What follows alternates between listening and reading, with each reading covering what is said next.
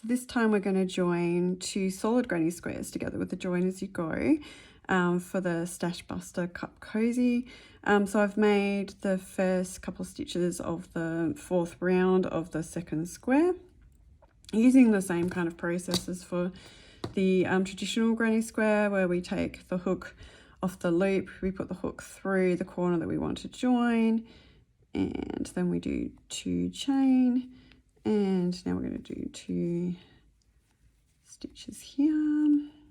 Okay, so now we're going to join in the corresponding stitch from the 1st square to the 2nd square. So we've made 2 stitches in that corner which correspond to the 2 stitches here. So what I'm going to do is join the 2nd stitch in the corner there to the 2nd stitch in the corner here, like so. So all I've done is removed my hook from the loop, put my hook through that equivalent stitch, put the loop back on the hook, and just pulled that loop of yarn through to join. So now I want to do the next couple of stitches in that 2nd square down the side, because we need to make the side.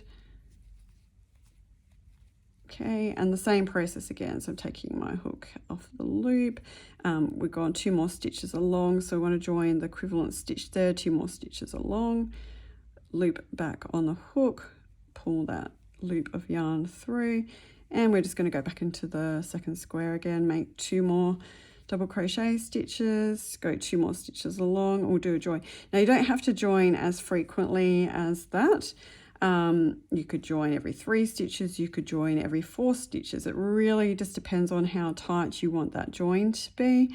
Depends, I guess, on how many joins you've got in a project as well. Like if you're working on a really big project, you might not want to be joining all the time. And if it's, say, a blanket, you might not need to join all the time, and you might like the braided effect of when the stitches are joined less frequently rather than more frequently. If you've got a seam that you want to stay together a little bit better, if it's in like a beanie or a cup cozy, you might want to join like every stitch or every 2nd stitch, depending on your preference.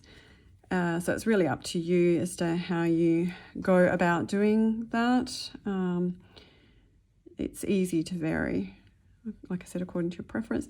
Now, so as you see, we've joined all down the side here. So now what we just need to do is join into that corner there, like so. So we've got 2 stitches, again, 2 stitches along, like that. Okay, now we are going to chain 2 and do our 2 stitches to the side there.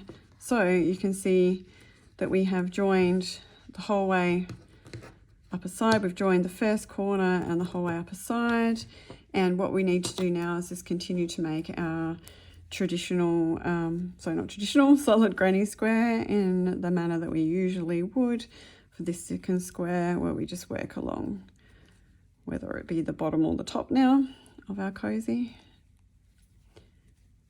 With these cozies too, you could do less stitches along the bottom and more stitches along the top when you're doing the final round, or even rounds before that, but I find they fit pretty well anyway. But if you want to make them fit even more precisely, you could do it that way. Right, so now we need to join again, like so. So what we're going to do is do a chain 1, and we're going to put our hook through that next corner we want to join, chain 2, and make our next 2 stitches, and then we need to join down this side again. So same process, you find the equivalent stitch, so 2 stitches down, you pull that loop through, then you continue to work that same set number of stitches before you join again. So you want it to be consistent. So I'm doing 2 stitches at a time, so I'm just going to continue to join 2 stitches at a time. So I won't complete this the whole way around the cozy, because it's the same process that applies to joining in the corners. And so you join all the way along the side there, you join in the corner there exactly the same way that you have previously. Continue along the top here without joining, because we only want 2 sides joined, we don't want the top and the bottom joined.